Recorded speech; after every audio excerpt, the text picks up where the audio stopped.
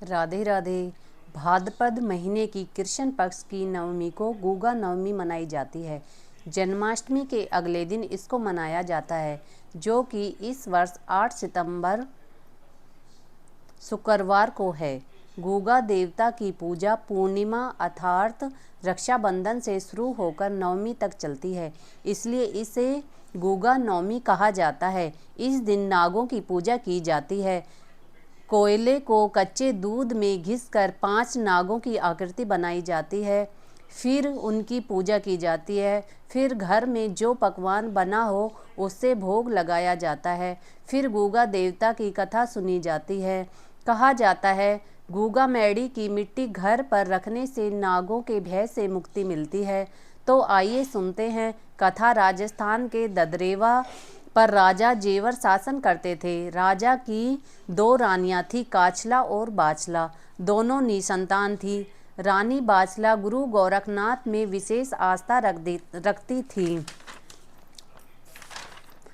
एक दिन गुरु गोरखनाथ जी बाचला के राज्य में आए।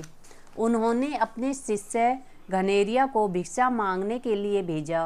वह शिष्य महल में भी भिक्षा मांगने पहुंच गया। रानी बाचला ने शिष्य को बहुत सारा धन देना चाहा, लेकिन उसने लेने से इनकार कर दिया और उसने कहा कि उसे तो थोड़ा सा अनाज चाहिए। रानी ने अहंकारवश कहा, यहाँ तो अनाज के भंडार भरे हुए हैं, इस भिक्षा पात्र में कितना अनाज आएगा। लेकिन जब वह अनाज डालने लगी तो पात्र भरने का नाम ही नहीं ले रहा था।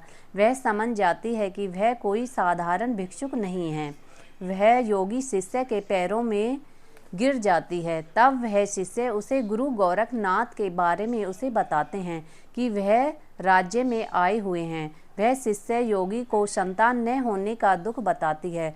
तब वह रानी को गुरु गोरखनाथ जी से मिलने को कहते हैं। यह बात बाचला की बहन काचला सुन लेती है।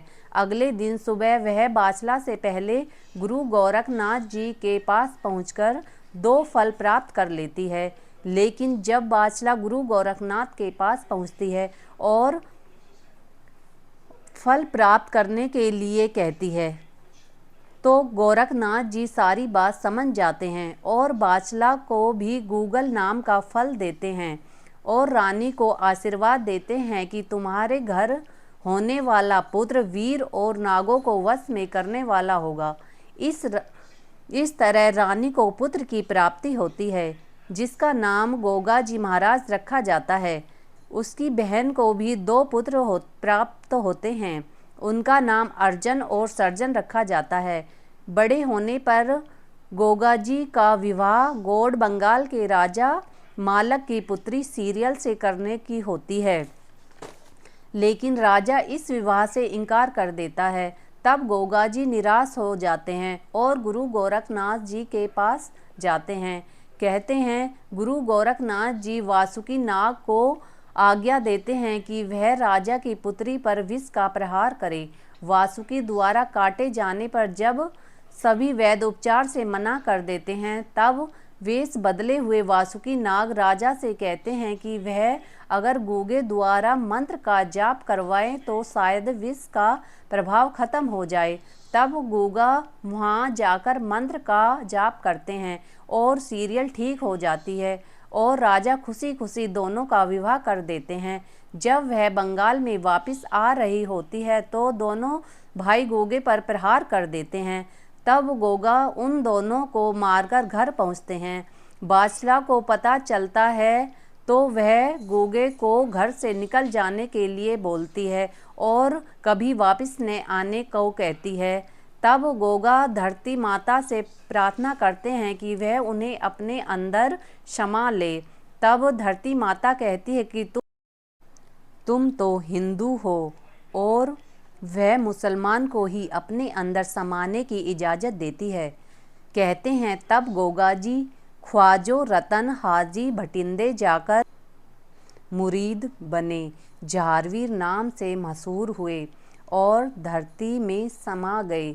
आज भी बागड़ राजस्थान में बहुत बड़ा मेला लगता है जहाँ गोगा जी समाये हुए हैं। ऐसी मान्यता है कि वहाँ मन्नत मांगने वाले की हर मनोकामना पूरी होती है। इसलिए गोगा नवमी को त्यौहार बड़ी धूमधाम से मनाया जाता है। अगर आपको यह कहानी पसंद आई है तो लाइक एंड सब्सक्राइब ज़रूर करना।